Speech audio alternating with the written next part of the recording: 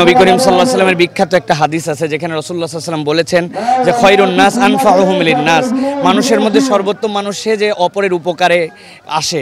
এবং নবী করিম সাল্লাল্লাহু আলাইহি ওয়াসাল্লাম এখানে 4টা সেক্টর ভাগ করেছেন। এর মধ্যে একটা বলেছেন যে কেউ যদি কারো অন্তরের মধ্যে হাসি ঢুকায় দিতে পারে, তার অন্তরে ব্যথা দূর করে দিতে পারে, অথবা যদি তার ঋণ মুক্ত করে দিতে পারে, নবীজি এগুলাকে উত্তম মানুষের সংজ্ঞায় সংজ্ঞায়িত করেছেন।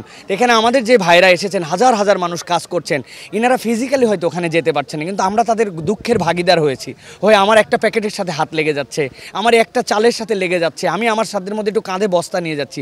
এই ভালোবাসা, এই সহমর্মিতাটাই কিন্তু একটা সমাজকে গড়ে তোলে, একটা দেশকে গড়ে তোলে। তো এটা আমরা যা দেখতে পাচ্ছি এটা কিন্তু নিরেট আল্লাহর জন্য হৃদয় থেকে ভালোবাসায় তারা এই কাজ করছেন। আমি না শুধু আমি, তো তাও কায়িক শ্রম এবছর কম করছি ফিজিক্যালি একটু অসুবিধা থাকার কারণে।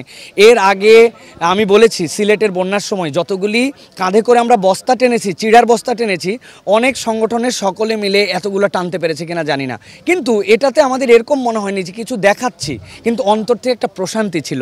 শায়েখ আহমদুল্লাহ এই আমাদের হচ্ছে কি বলে গাইবান্ধার একটা প্রোগ্রাম শেষ করে আসার পরে তার নাক এরকম করে ধরছেন, নাক থেকে তার চামড়া খসে পড়ছিল। আমার ওয়াইফ আমাকে বলে যে তোমার চেহারার কালার তো এইটা না, টুপি যদি খুলে দেই এর উপর থেকে এক কালার, নিচে এক কালার, কিন্তু এইটা আমাকে একটুকু ব্যথা দেয় না, এটা আমার কাছে ভালো লাগে, হৃদয়ের মধ্যে একটা শান্তি পাই। সুতরাং মানুষের জন্য কাজ করা, আল্লাহর সৃষ্টির জন্য কাজ করা, এটার মধ্যে যে আনন্দ, এটা আমি নয়, আমার সব ভাইয়ের কাছে জিজ্ঞাসা করেন তারা একই উত্তর দিবে। এই জন্য আমি বলবো এই যে আমরা এক হয়েছি, এই ইউনিটিটা এরপরে যে কোনো জাতীয় দুর্যোগে, জাতীয় প্রসঙ্গে আমরা যেন আমার দেশকে এগিয়ে নিতে ইউনিটিটা দিয়ে আমরা যেন ঝাঁপিয়ে পড়তে পারি ইনশাআল্লাহ।